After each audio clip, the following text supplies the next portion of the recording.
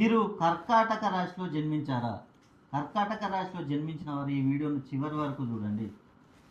మీరు కర్కాటక రాశిలో జన్మించి పునర్వసు నక్షత్రం 4వ పాదం, పుష్యమి నక్షత్రం, ఆశ్లేష నక్షత్రం ఈ నక్షత్రాల్లో జన్మించి మీరు కర్కాటక రాశి వారు అయి ఉంటే మీకు ఇక నుండి అద్భుతమే. ఎందుకంటే జూన్ 2వ తేదీన గురుడు స్థానచలనం చేశాడు. మిథున రాశి నుండి కర్కాటక రాశిలోకి రావడం వల్ల గురుడు కర్కాటక రాశిలో ఉచ్చ స్థితిలో ఉండడం వల్ల కర్కాటక రాశికి చెందిన వారికి ఇక నుండి అద్భుతమే. మీకు ఎలాంటి ప్రాబ్లమ్స్ ఉన్నా కూడా ఇక నుండి తొలగిపోయే అవకాశం ఉంది. ముఖ్యంగా రుణ బాధలు, అప్పులతో బాధపడే వారికి రుణ బాధల నుండి విముక్తి.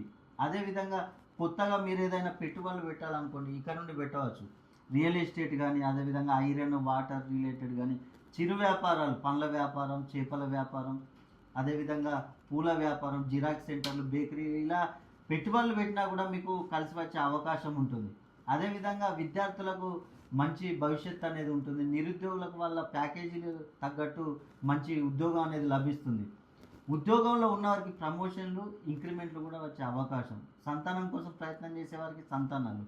అదేవిధంగా వివాహం కోసం చాలామంది ప్రయత్నం చేస్తూ ఉంటారు. 35 ఇయర్స్ వచ్చినా కూడా వివాహాలు జరగక బాధపడుతుంటారు. అలాంటి వారికి వివాహాలు సెటిల్ అయ్యే అవకాశం. విదేశీయానం చేయాలనుకునే వారికి కూడా ఇక్కడ నుండి అద్భుతంగా ఉండే అవకాశం. కాబట్టి మీరు కర్కాటక రాశిలో జన్మించి ఈ నక్షత్రాలకు చెందిన వారైతే మీకు ఇక్కడ నుండి అంత అద్భుతమే. కాబట్టి మీకేమైనా ప్రాబ్లమ్స్, సమస్యలు ఉన్నట్లయితే ఎక్కడున్నా ఒక్కసారి నా అపాయింట్మెంట్ తీసుకొని ఒక్కసారి నన్ను సంప్రదించండి. మీకు కొన్ని పరిహారాలు చెప్తాను, ఆ పరిహారాలను పాటించండి. అదేవిధంగా మీ పేరులో సంఖ్యాబలాన్ని ఒకసారి చెక్ చేసుకోండి. మీ పేరులో కనుక సంఖ్యాబలం 180 డిగ్రీస్ కంటే కనుక తక్కువగా ఉన్నట్లయితే మీకు అనేక సమస్యలు వచ్చే అవకాశం ఉంది. కాబట్టి మీ పేరులో సంఖ్యాబలాన్ని ఒక్కసారి మీరు 320 డిగ్రీస్ పైన కనుక ప్రోగ్రామింగ్ చేసుకున్నట్లయితే మీరు ఈ సమస్యల నుంచి బయటపడవచ్చు.